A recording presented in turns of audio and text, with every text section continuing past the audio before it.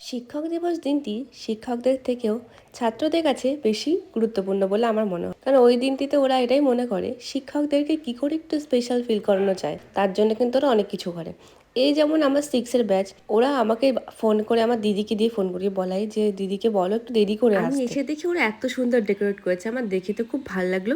তাছাড়া ওরা আমাকে অনেক কিছু অনেকে দিয়েছে। আমার ওদের জিনিসের থেকে ওদের মনে যে আন্তরিকতা, এটা সব থেকে বেশি ভালো লেগেছে। পরে আমি গ্রিটিংসটা খুলে দেখেছি, খুব সুন্দর হাতের লেখা করে লিখেছে পাম্মি, এটা খুব ভালো লেগেছে আমার।